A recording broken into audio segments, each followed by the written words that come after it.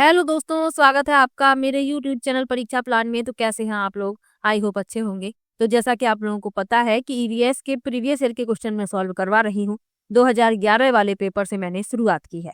पिछले वीडियो में मैंने 20 अगस्त 2023 वाला पेपर लिया था। ये जो पेपर है ये 21 जनवरी 2024 वाला पेपर है। तो इसमें जो ईवीएस के क्वेश्चन हैं उनको मैं सॉल्व करवाऊंगी। तो चलिए वीडियो को शुरू करते हैं। वीडियो देखने के बाद यदि आपको अच्छा लगे, हेल्पफुल लगे तो वीडियो को लाइक और शेयर कीजिएगा, और यदि आप चैनल पर नए हैं तो चैनल को सब्सक्राइब कर लीजिए। तो चलिए आज की वीडियो को शुरू करते हैं। पहला प्रश्न दिया गया है, जौहर से संबंधित निम्नलिखित में से कौन सा कथन सही है? सही उत्तर चुनें। पहला है यह समुदाय आधारित वर्षा जल संचयन प्रणाली है। दूसरा है यह पानी से अशुद्धियों को फिल्टर करता है। तीसरा है यह आसपास के कुओं में जमीन का पानी इकट्ठा करता है। और चौथा है यह नदियों से पानी इकट्ठा करता है। तो जोहड़ मिट्टी के छोटे चेक बांध हैं जो वर्षा जल को एकत्रित और संरक्षित करते हैं, जिससे रिसाव और भूजल पुनर्भरण में सुधार होता है। और इन्हें मानसून के दौरान वर्षा जल एकत्र करने और संग्रहित करने के लिए डिजाइन किया गया है, जो समुदाय के लिए एक स्थानीय और टिकाऊ जल स्रोत प्रदान करता है। अब इसमें जो आपका विकल्प सही है वह है पहला विकल्प, कि यह समुदाय आधारित वर्षा जल संचयन प्रणाली है। पहला विकल्प इस प्रश्न का उत्तर हो जाएगा। चलिए आगे बढ़ते हैं, अगले प्रश्न पर चलते हैं। निम्नलिखित में से कौन सी रणनीति भोजन थीम को पढ़ाते समय पूछताछ को बढ़ावा देती है? पहला विकल्प है छात्रों से विभिन्न खाद्य पदार्थों के चित्र एकत्र करने के लिए कहना। दूसरा है सैंडविच, शिकंजी यानी लेमन वाटर वगैरह को बिना आग के पकाने का प्रदर्शन। तीसरा है छात्रों से उनके परिवार के सदस्यों की खाने की पसंद का पता लगाने के लिए कहना। और चौथा विकल्प है भारत के विभिन्न क्षेत्रों में उपयोग किए जाने वाले विभिन्न परिरक्षित खाद्य पदार्थों के चित्र दिखाना।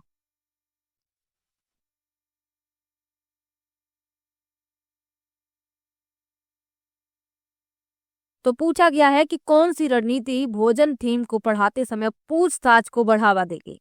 प्रश्न ध्यान से पढ़िएगा, जब भी आप पेपर देने जाएं तो प्रश्न ध्यान से पढ़ेंगे उसमें क्या पूछा गया है।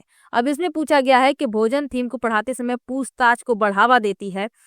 तो इसमें जो विकल्प लिखा हुआ है तीसरा विकल्प, कि छात्रों से उनके परिवार के सदस्यों की खाने की पसंद का पता लगाने के लिए कहना।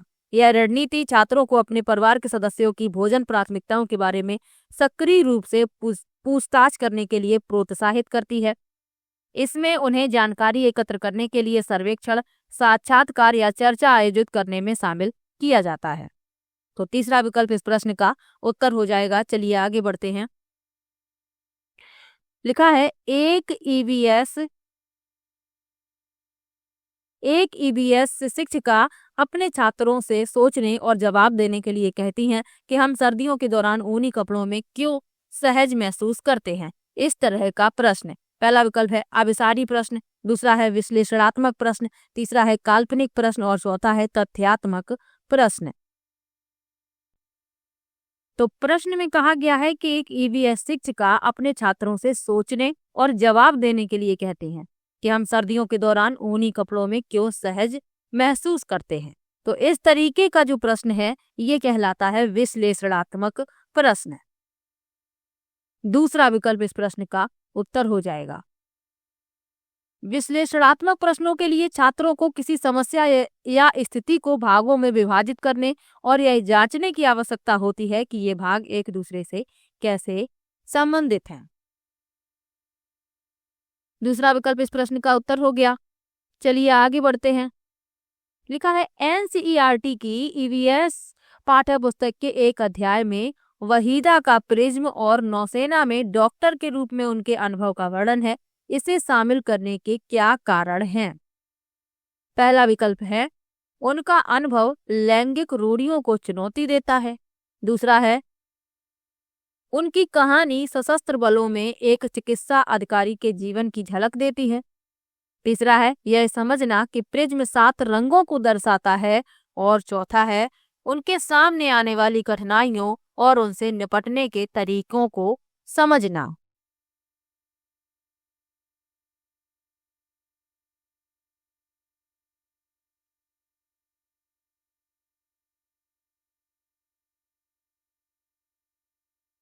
तो ईवीएस की पाठ्य पुस्तक में एक अध्याय में वहीदा प्रिज्म के बारे में बताया गया है। यदि आपने एनसीईआरटी पढ़ी है तो आपको जरूर पता होगा। अब इसमें जो सत्य कथन है वह बताने हैं। तो इसमें जो पहला लिखा है कि उनका अनुभव लैंगिक रूढ़ियों को चुनौती देता है, ये सही है।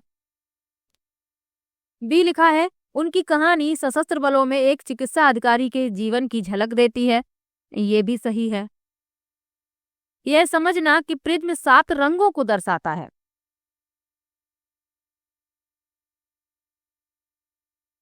तो प्रिज्म 7 रंगों को दर्शाता है, ये बात बिल्कुल सही है, लेकिन प्रश्न में पूछा गया है वहीदा प्रिज्म का जो अध्याय है शामिल करने के कारण पूछे गए हैं, तो ये इसमें शामिल नहीं होगा।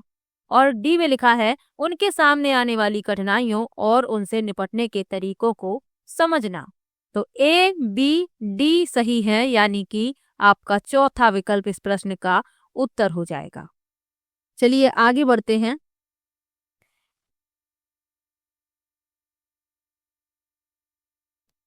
लिखा है कक्षा 3 के ईवीएस शिक्षक एलेक्स हम चीजें कैसे बनाते हैं थीम की शुरुआत करते हुए अपने छात्रों को कागज की रंगीन पट्टियों को काटने और पट्टियों को चटाई में बनाने में मदद की। यानी कि ईवीएस के एक शिक्षक हैं, उन्होंने क्या किया है, हम चीजें कैसे बनाते हैं थीम की शुरुआत करते हुए अपने छात्रों को कागज की रंगीन पट्टियों को काटने और पट्टियों को चटाई बनाने में मदद की। एक इस सुंदर चटाई बनाने के लिए किनारों को एक साथ चिपकाया जाता है। निम्नलिखित में से किस उद्देश्य से एलेक्स को अपने छात्रों को ध्यान केंद्रित करने में मदद करनी चाहिए? पहला है रंग पैटर्न के बारे में सीखना और सौंदर्य बोध विकसित करना। दूसरा है इस गतिविधि को बुनकरों द्वारा की जाने वाली बुनाई से संबंधित करना। तीसरा है चटाई को बनाने की विधि के चरणों को याद करना। और चौथा है आकर्षक रंगों के पेपर चुनना और स्ट्रिप्स को पूरी तरह से काटना सीखना। तो पूछा गया है कि किस उद्देश्य से एलेक्स को अपने छात्रों को ध्यान केंद्रित करने में मदद करनी चाहिए? तो रंग पैटर्न के बारे में सीखना और सौंदर्य बोध विकसित करना, ये सही है।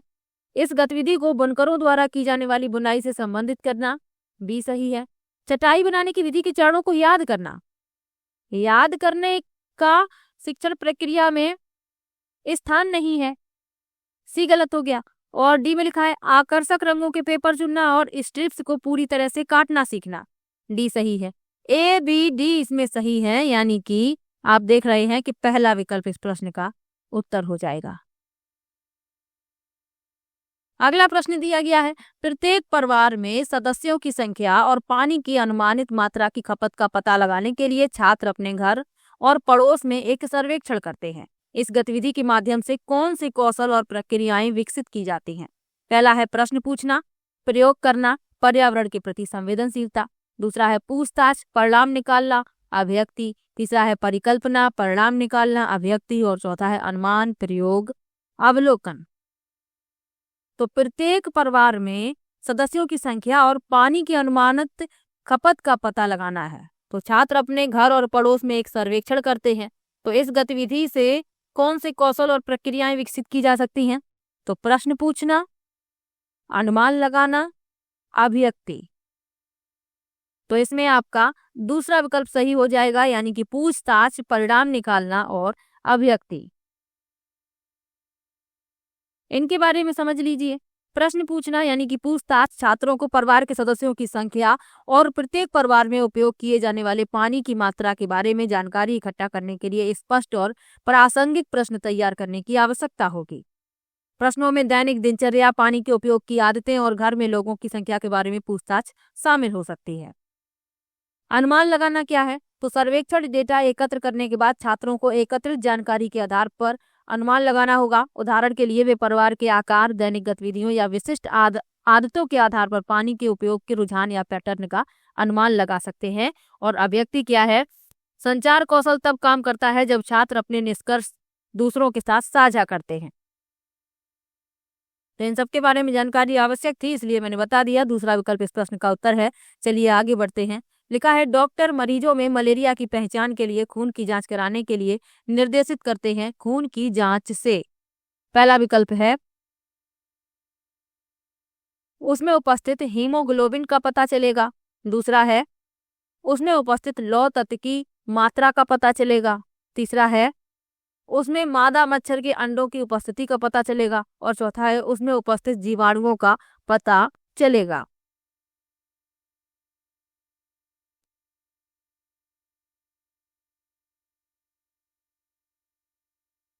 तो मलेरिया के लिए रक्त परीक्षण में आमतौर पर रोगी के रक्त में मलेरिया परजीवी यानी प्लाज्मोडियम या इसके उपोत्पादों की उपस्थिति की जांच करना शामिल है।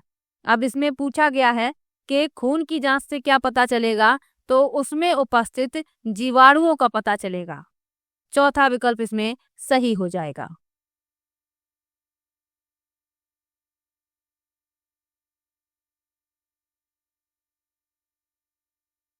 चलिए आगे बढ़ते हैं। लिखा है मधुमक्खियों के छत्तों के बारे में नीचे दिए गए कथनों पर विचार कीजिए। कई बार मैंने आपको मधुमक्खियों के बारे में बताया भी है, तो आपको पता ही होगा। चलिए पढ़ लेते हैं। लिखा है मधुमक्खियां शहद के छत्तों में रहती हैं। हर छत्ते में एक रानी मक्खी होती है जो अंडे देती है। ये तो बिल्कुल सही है। चलिए आगे भी पढ़ लेते हैं। लिखा है छत्ते में कुछ नर मक्खी भी होती हैं जो छत्ते के लिए श्रमिक के रूप में विशेष कार्य करती हैं। तीसरा है छत्ते में अधिकांश मादा मक्खियां श्रमिक मक्खियां होती हैं जो दिन भर छत्ते को बनाने और बच्चों को पालने का कार्य भी करती हैं। और चौथा लिखा है श्रमिक मक्खी शहद के लिए रस की खोज के लिए लीची के फूलों के चारों ओर चक्कर लगाती हैं। अब इसमें सत्य कथन बताने हैं। तो ये तो सत्य है कि मधुमक्खियों के छत्ते में एक रानी मक्खी होती है जो अंडे देती है। बी में लिखा है छत्ते में कुछ नर मक्खी भी होती हैं जो छत्ते के लिए श्रमिक के रूप में कार्य करती हैं। तो जो श्रमिक मधुमक्खियां होती हैं वो नर नहीं होती। बी गलत हो गया। छत्ते में अधिकांश मादा मक्खियां श्रमिक मक्खियां होती हैं जो दिन भर छत्ते बनाने और बच्चों को पालने का कार्य करती हैं। तो ये भी गलत है, क्योंकि इसमें लिखा है दिन भर छत्ता बनाने का कार्य और बच्चों को पालने का कार्य। ये छत्ते बनाने और बच्चे पालने के अलावा भी कई कार्य करती हैं, जैसे शहद बनाती हैं, इसके अलावा फूलों से रस एकत्र करती हैं। और इसमें लिखा है कि दिन भर छत्ती बनाती हैं। तो ये भी गलत हो गया। डी में लिखा है श्रमिक मक्खी शहद के लिए रस की खोज के लिए लीची के फूलों के चारों ओर चक्कर लगाती हैं। ये सही है। लीची के फूल मधुमक्खियों को लुभाते हैं। तो ये भी याद रखिएगा। मधुमक्खी पालन शुरू करने का सबसे अच्छा समय अक्टूबर से दिसंबर तक होता है, क्योंकि ये जो समय है ये मधुमक्खियों के अंडे देने का समय होता है। ये प्रश्न भी पूछ लिया जाता है, तो इसको भी याद रखिए। इसमें आपका चौथा विकल्प सही हो जाएगा, ए और डी। चलिए आगे बढ़ते हैं।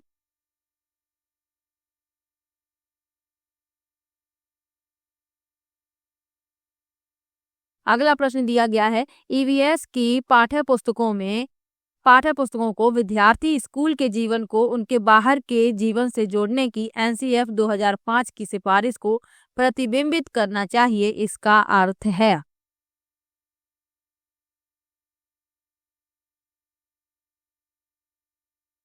पहला विकल्प है विद्यार्थी ईवीएस के महत्वपूर्ण अवधारणाओं को याद करने के लिए बाध्य हैं। दूसरा है पाठ्य पुस्तक ज्ञान का एकमात्र स्रोत है। तीसरा है पाठ्य पुस्तकें विद्यार्थियों को उनके आसपास के सभी स्रोतों के माध्यम से ज्ञान का निर्माण करने में सहायता करती हैं। और चौथा है शिक्षकों को पाठ्य पुस्तकों को शिक्षण अधिगम संसाधनों में एक संसाधन के रूप में उपयोग करने की आवश्यकता होती है। तो इस प्रश्न में जो आपका विकल्प सही है वह है तीसरा विकल्प के पाठ्य पुस्तकें विद्यार्थियों को उनके आसपास के सभी स्रोतों के माध्यम से ज्ञान का निर्माण करने में सहायता करती हैं।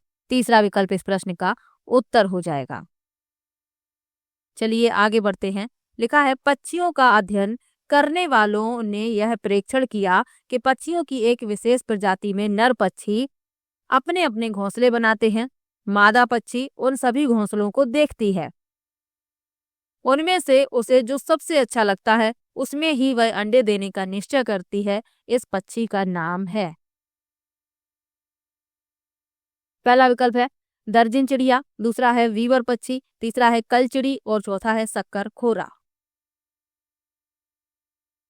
तो इस प्रश्न में जो आपका विकल्प सही है वह है दूसरा विकल्प वीवर पक्षी। वीवर पक्षी में नर पक्षी अपना घोंसला बनाते हैं और ये एक से अधिक घोंसले बनाते हैं। मादा पक्षी उन सभी घोंसलों को देखती है, उनमें से उसे जो सबसे अच्छा लगता है उसमें ही वह अंडे देने का निश्चय करती है। तो ये बीवर पक्षी है, दूसरा विकल्प इसमें आपका सही हो जाएगा। और इनके जो घोंसले होते हैं ये लालटेन की तरह से लटकते हुए होते हैं, ये भी याद रखिएगा। अब जो और विकल्प लिखे हुए हैं इनके बारे में जान लीजिए। जो दर्जन चिड़िया होती है ये क्या करती है, पत्तों को आपस में सिल लेती है और एक थैली जैसी बना लेती है, उसी के बीच में यह अंडे रखती है, यही उसका घोंसला होता है। कलचिड़ी अपना घोंसला कैसे बनाती है, तो कलचिड़ी यानी कि इंडियन रॉबिन ये अपना घोंसला पत्थरों के बीच खाली जगह में बनाती है। यह अपना घोंसला नाजुक टहनियों, जड़ों, ऊन, बाल, रुई आदि से बनाती है, ये भी याद रखिएगा। और शक्करखोरा अपना घोंसला कैसे बनाता है, तो शक्करखोरा किसी छोटे पेड़ या झाड़ी की डाली पर लटकता हुआ घोंसला बनाता है। घोंसले में बाल, बारीक घास, पतली टहनियां, सूखे पत्ते, रुई पेड़ के छाल के टुकड़े, कपड़ों के चीथड़े और मकड़ी के जाले भी होते हैं। तो ये भी लटकता हुआ घोंसला बनाते हैं, लेकिन ये छोटे पेड़ या झाड़ी से लटकता हुआ बनाते हैं। तो ये अंतर याद रखिएगा, इसमें दूसरा विकल्प सही है। चलिए आगे बढ़ते हैं। लिखा है निम्नलिखित कथन ए तथा कथन बी को ध्यान से पढ़ें तथा सही विकल्प का चुनाव करें। लगभग 4700 वर्ष पूर्व सिंधु तथा इसकी सहायक नदियों के किनारे कुछ आरंभिक नगर फले फूले। गंगा तथा इसकी सहायक नदियों के किनारे नगरों का विकास लगभग 1500 वर्ष पूर्व हुआ। तो इसमें सत्य कथन बताने हैं। लगभग 4700 वर्ष पूर्व सिंधु तथा इसकी सहायक नदियों के किनारे कुछ आरंभिक नगर फले फूले, ये सही है, ए इसमें सही हो गया। अब बी में लिखा है गंगा तथा इसकी सहायक नदियों के किनारे नगरों का विकास 1500 वर्ष पूर्व हुआ, तो ये गलत है क्योंकि गंगा और इसकी सहायक नदियों के किनारे नगरों का विकास 1500 वर्ष से भी पुराना है, तो बी इसमें गलत हो गया। ए सही किंतु बी गलत, यानी कि तीसरा विकल्प इस प्रश्न का उत्तर है। चलिए आगे बढ़ते हैं। लिखा है निम्नलिखित में से कौन बाल केंद्रित रणनीतियों को सबसे अच्छा दर्शाता है। पहला है चर्चा, दूसरा है प्रदर्शन, तीसरा है व्याख्यान और चौथा है सर्वेक्षण।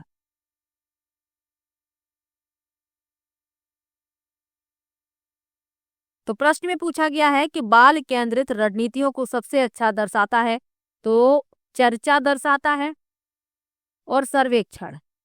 ए और डी यानी कि आपका चौथा विकल्प इस प्रश्न का उत्तर हो जाएगा। प्रदर्शन और व्याख्यान क्यों शामिल नहीं है, क्योंकि प्रदर्शन एक उपयोगी शिक्षण पद्धति है, यह स्वाभाविक रूप से बाल केंद्रित नहीं हो सकती जब तक कि यह छात्रों को पर्यावरण अध्ययन से संबंधित व्यवहारिक गतिविधियों या प्रयोगों में सक्रिय रूप से शामिल नहीं करती। और व्याख्यान आधारित शिक्षण पारंपरिक रूप से अधिक शिक्षक केंद्रित है और इसमें बाल केंद्रित पूछा गया था, इसीलिए ए और डी इसमें शामिल होंगे। चौथा विकल्प इस प्रश्न का उत्तर हो जाएगा। चलिए अगले प्रश्न पर चलते हैं। लिखा है पोचमपल्ली खूबसूरत डिजाइन की चमकदार रंगों की साड़ियों और विशेष प्रकार की बुनाई, जिसे भी पोचमपल्ली ही कहते हैं, के लिए विख्यात जिला है। यह निम्नलिखित में से किसका भाग है। पहला है तमिलनाडु, दूसरा है कर्नाटक, तीसरा है महाराष्ट्र और चौथा है तेलंगाना। तो ये तेलंगाना का भाग है, चौथा विकल्प इस प्रश्न का उत्तर हो जाएगा। चलिए आगे बढ़ते हैं। लिखा है सीमा एक ईवीएस शिक्षिका ने अपने छात्रों के लिए चिड़ियाघर एक क्षेत्र भ्रमण का आयोजन किया, यानी फील्ड ट्रिप का आयोजन किया है। निम्नलिखित में से कौन चिड़ियाघर की यात्रा के सबसे उपयुक्त उद्देश्य हैं।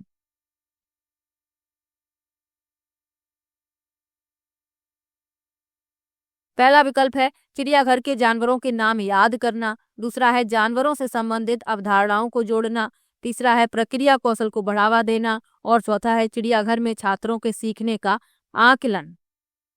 तो इसमें याद करने वाला काट दीजिए, बाकी सभी इसमें शामिल होंगे। मैंने आपको कई बार बताया है, यदि प्रश्न सकारात्मकता दर्शा रहा हो तो उसमें याद करने वाला विकल्प कभी भी सही नहीं होता। इसमें बी सही है, जानवरों से संबंधित अवधारणाओं को जोड़ना, प्रक्रिया कौशल को बढ़ावा देना, चिड़ियाघर में छात्रों के सीखने का आकलन। बी सी डी इसमें सही है, दूसरा विकल्प इस प्रश्न का उत्तर हो जाएगा। चलिए आगे बढ़ते हैं।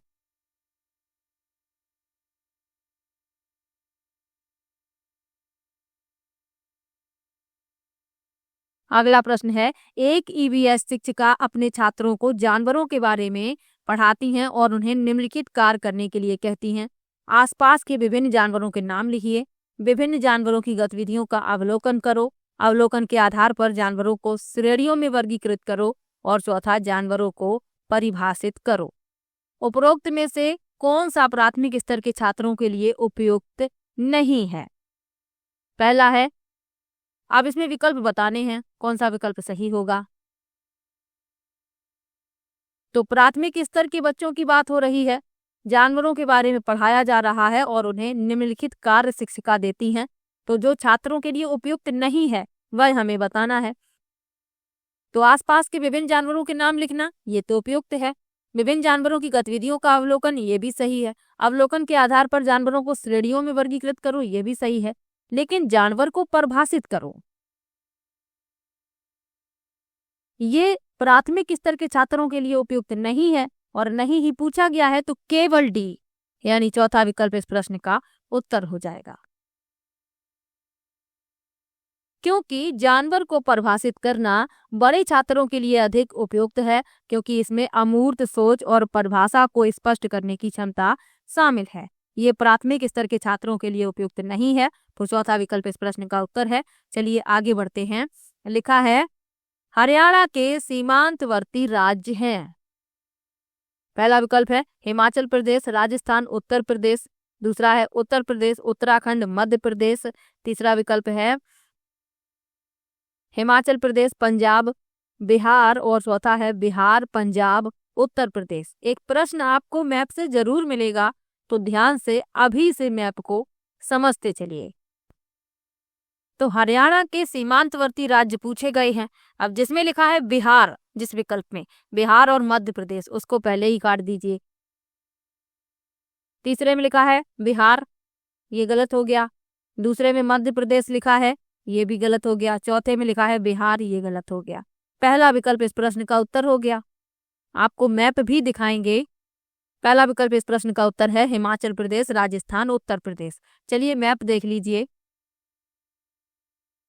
ये रहा हरियाणा, ये पंजाब, हिमाचल प्रदेश, उत्तर प्रदेश, उत्तराखंड भी इसका सीमांतवर्ती राज्य है।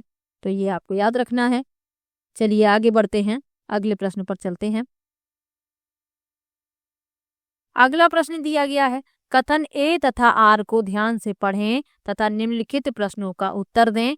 रेशम का कीड़ा अपनी मादा को उसकी गंध से कई किलोमीटर दूर से ही पहचान लेता है। कुछ मादा कीड़े फेरीमोन्स नामक एक रसायन छोड़ते हैं, जिसकी गंध को नर कीड़े पहचान लेते हैं। तो इसमें जो सत्य है वह बताना है। तो इसमें ए और आर दोनों ही सही हैं। रेशम का कीड़ा अपनी मादा को उसकी गंध से कई किलोमीटर दूर से ही पहचान लेता है, ये सही है। कुछ मादा कीड़े फेरीमोनस छोड़ते हैं, जिसके गंध को नर कीड़े पहचान लेते हैं। ए और आर दोनों सही है। आर ए की सही व्याख्या भी कर रहा है, तो इसमें आपका पहला विकल्प सही हो जाएगा। दोनों कथन ए और आर सही है, आर ए की सही व्याख्या करता है। अगला प्रश्न दिया गया है, कथन दिए गए हैं। इसमें दो कथन दिए गए हैं। पहला कथन है, ईवीएस पाठ्यक्रम को 6 थीम में बांटा गया। पानी, आपसी संबंध, भोजन, यातायात, आवास एवं वस्तुएं कैसे कार्य करती हैं। कथन 2 क्या कहता है, ईवीएस के थीम बच्चों के जीवन के बहुत करीब हैं।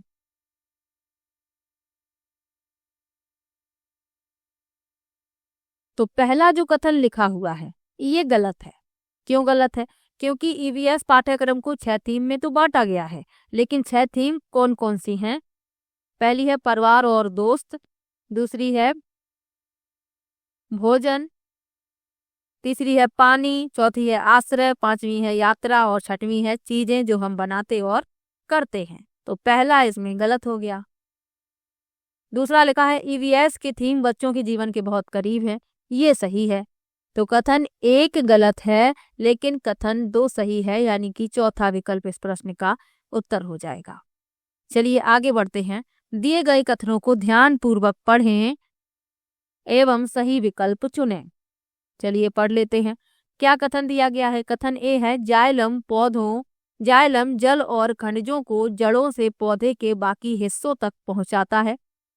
कथन बी में लिखा है फ्लोएम भोजन को पत्तियों से पौधे के विभिन्न भागों में स्थानांतरित करता है। अब इसमें जो सत्य कथन है वह बताने हैं। तो इसमें दोनों ही बिल्कुल सही लिखे हुए हैं। जाइलम जल और खनिजों को जड़ों से पौधे के बाकी हिस्सों तक पहुंचाता है और फ्लोएम भोजन को पत्तियों से पौधे के विभिन्न भागों में स्थानांतरित करता है। ये दोनों ही सही लिखे हुए हैं। कथन ए और बी दोनों ही सही हैं। पहला विकल्प इस प्रश्न का उत्तर हो जाएगा। चलिए आगे बढ़ते हैं। अगला प्रश्न क्या दिया गया है? व्यापक मूल्यांकन का अर्थ है एक छात्र का मूल्यांकन करने का समग्र तरीका। जिस तरीके से एक ईवीएस शिक्षक ईवीएस में व्यापक मूल्यांकन के लिए अपने छात्रों का आकलन कर सकता है वह है। पहला विकल्प लिखा है शिक्षकों का अवलोकन, दूसरा है अर्धवार्षिक और वार्षिक परीक्षा, तीसरा है गतिविधियों के मूल्यांकन के लिए रेटिंग स्केल और चौथा है पोर्टफोलियो। तो प्रश्न में क्या कहा गया है? व्यापक मूल्यांकन का अर्थ है एक छात्र का मूल्यांकन करने का समग्र तरीका। जिस तरीके से ईवीएस शिक्षक ईवीएस में व्यापक मूल्यांकन के लिए अपने छात्रों का आकलन कर सकता है वह है। तो इसमें शिक्षकों का अवलोकन ये भी सही है, अर्धवार्षिक और वार्षिक परीक्षा ये भी सही है, गतिविधियों के मूल्यांकन से रेटिंग स्केल मूल्यांकन के लिए रेटिंग स्केल ये भी सही है और पोर्टफोलियो ये भी सही है। तो इस प्रश्न के चारों विकल्प सही थे तो इसका कॉमन नंबर दिया गया होगा। तो इसमें सभी विकल्प सही हैं या इसमें एक विकल्प की जगह उपरोक्त सभी होना चाहिए तो वो विकल्प सही हो जाता, लेकिन इसके चारों ही विकल्प सही थे। चलिए आगे बढ़ते हैं। लिखा है रवि ने एक गिलास में जल लिया, उसने उसमें एक साबुत नींबू डाल दिया, फिर वह उस गिलास में बहुत सारा नमक डालता है, आधा चम्मच एक बार में। कुछ समय पश्चात उसने पाया कि पहला विकल्प है नींबू जल में डूब गया, दूसरा है नींबू जल में तैरने लगा, तीसरा है नींबू जल में दो भागों में टूट गया और चौथा है नींबू गिलास के बीचों बीच चला गया। तो नींबू जो है साधारण पानी में डूब जाता है, लेकिन यदि उसी पानी में नमक मिला दिया जाए तो नींबू तैरने लगता है। क्यों तैरने लगता है? क्योंकि नमकीन पानी का जो घनत्व होता है वह साधारण पानी से ज्यादा होता है, यानी नमक मिलाने से उस जल का घनत्व बढ़ जाता है। तो नमक मिलाने पर नींबू जल में तैरने लगेगा। दूसरा विकल्प इस प्रश्न का उत्तर हो जाएगा। चलिए आगे बढ़ते हैं। लिखा है निम्नलिखित में से कौन सा समूह प्राथमिक स्तर पर ईवीएस के थीमों को दर्शाता है? पहला है मौसम पानी यात्रा, दूसरा है भोजन पदार्थ आवास, तीसरा है परिवार और मित्र यात्रा प्राकृतिक संसाधन और चौथा है आवास यात्रा चीजें जो हम बनाते हैं और करते हैं। तो अभी मैंने आपको 6 थीम बताई ही थी, तो आपको पता ही होंगी कि कौन सा विकल्प इसमें सही हो जाएगा।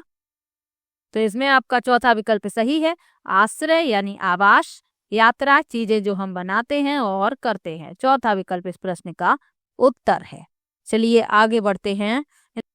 अगला प्रश्न दिया गया है अल्बेरोनी के बारे में निम्नलिखित कथनों में से कौन सा कथन सही नहीं है? सही उत्तर चुने, यानी कि एक गलत लिखा हुआ है और गलत ही हमें बताना है। पहला है अल्बेरोनी जहां से आए थे उसे आजकल उज्बेकिस्तान कहते हैं, दूसरा है 1000 से भी ज्यादा साल पहले वह भारत आए थे, तीसरा है उसने भारत के उस समय के तालाबों के बारे में कुछ भी नहीं लिखा और चौथा है उसने अपने लेखों में भारत में तालाब बनाने की तकनीक की प्रशंसा की।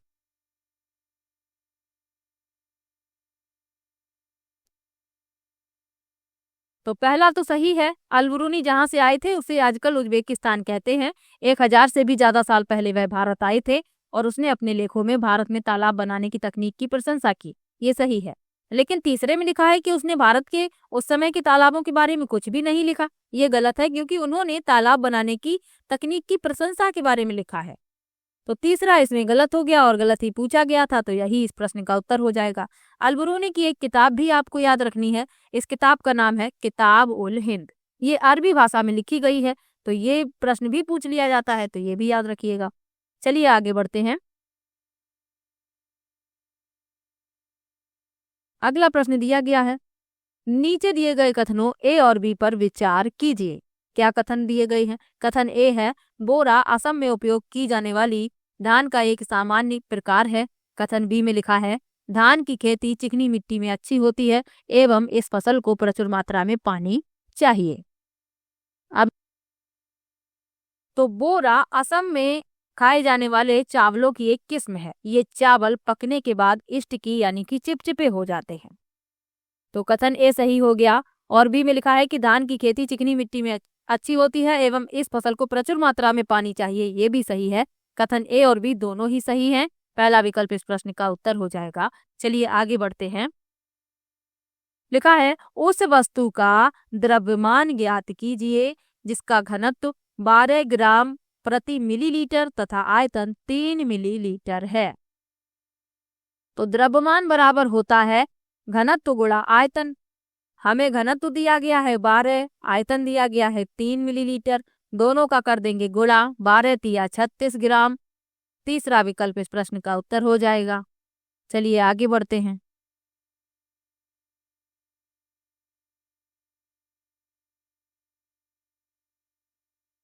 अगला प्रश्न है, आप चाहते हैं कि छात्र सहपाठी शिक्षण रणनीतियों द्वारा सीखें। आप कैसे समूह बनाएंगे? पहला है, 4/5 छात्रों के रोल नंबर के अनुसार समूह बनाएं।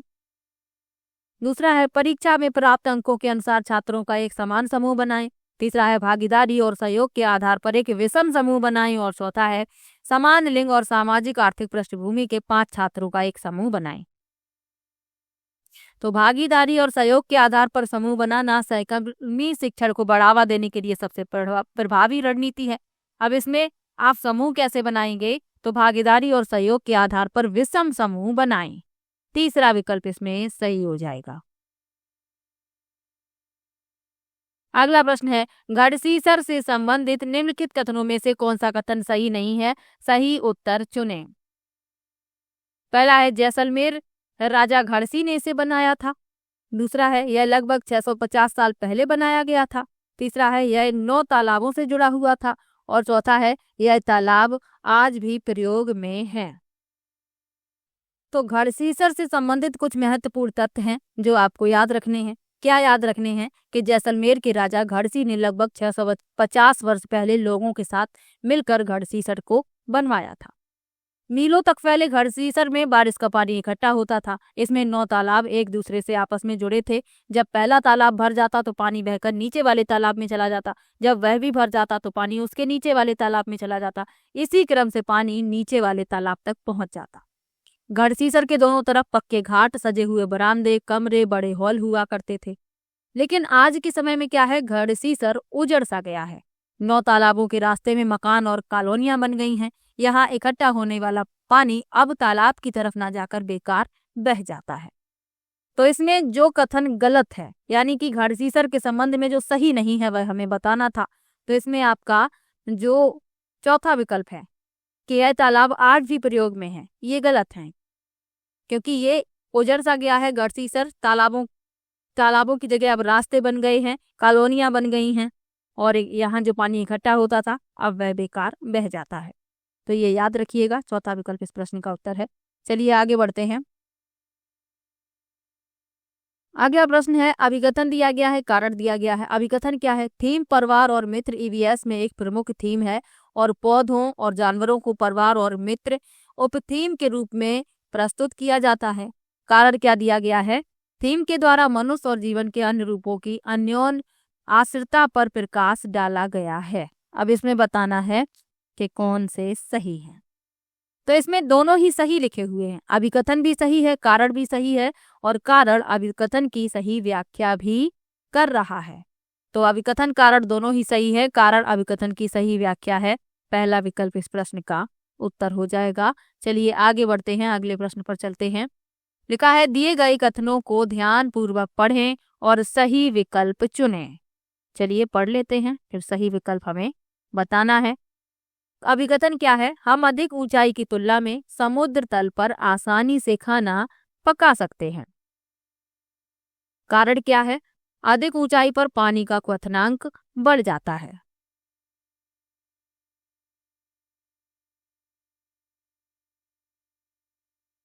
तो अभिकथन सही लिखा हुआ है कि हम अधिक ऊंचाई की तुलना में समुद्र तल पर आसानी से खाना पका सकते हैं।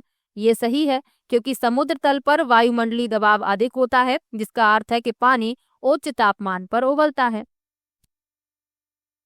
और पानी उच्च तापमान पर उबलता है तो भोजन तेजी से और अधिक कुशलता से पकता है। तो अभिकथन तो सही हो गया। कारण क्या है? अधिक ऊंचाई पर पानी का क्वथनांक बढ़ जाता है। ये गलत है, क्योंकि अधिक ऊंचाई पर क्वथनांक में कमी आती है। अधिक ऊंचाई पर वायुमंडलीय दबाव कम हो जाता है, जिसका अर्थ है कि पानी अधिक तापमान पर नहीं बल्कि कम तापमान पर उबलता है, यानी कि क्वथनांक कम हो जाता है। और इसमें लिखा था बढ़ जाता है, तो ये गलत हो गया। तो इसमें ए सही है लेकिन आर गलत है, यानी कि तीसरा विकल्प इस प्रश्न का उत्तर हो गया। चलिए आगे बढ़ते हैं। आखिरी प्रश्न है, लिखा है कक्षा 5 की ईवीएस शिक्षिका नीना अपने छात्रों को एक समूह असाइनमेंट देती हैं कि उन्हें पास के कृषि फार्मों का दौरा करना है और कृषि के दौरान किसानों द्वारा उपयोग किए जाने वाले उपकरणों और उनके द्वारा उगाई जाने वाली फसलों के बारे में जानकारी प्राप्त करनी है। उन्हें फोटो भी कलेक्ट कर रिपोर्ट तैयार करनी है। यहाँ कौन से प्रक्रिया कौशल और सीखने के संकेतक शामिल हैं? पहला है प्रश्न करना, अभिव्यक्ति करना, परिणाम निकालना। दूसरा है प्रश्न पूछना, प्रयोग करना, पर्यावरण के प्रति संवेदनशीलता। तीसरा है परिकल्पना, परिणाम निकालना, अभिव्यक्ति। और चौथा है अनुमान, प्रयोग, अवलोकन। तो इस प्रश्न में आपका जो विकल्प सही है वह है प्रश्न करना, अभिव्यक्त करना, परिणाम निकालना। पहला विकल्प इस प्रश्न का उत्तर हो जाएगा। कृषि फार्मों के बारे में समूह दत्त कार्य में शामिल प्रक्रिया कौशल और अधिगम के संकेतकों के लिए प्रश्न पूछना, अभिव्यक्ति करना और अनुमान लगाना सबसे उपयुक्त विकल्प है, यानी पहला विकल्प इस प्रश्न का उत्तर हो जाएगा। तो ये जो पेपर था ये 21 जनवरी 2024 वाला पेपर था। इसमें जो ईवीएस के क्वेश्चन थे उनको मैंने सॉल्व करवाया है। किसी भी प्रश्न में आपको डाउट हो आप कमेंट बॉक्स में जरूर लिखिएगा, और वीडियो कैसा लगा ये भी कमेंट में जरूर बताइएगा। मिलते हैं नेक्स्ट वीडियो में, तब तक के लिए बाय बाय।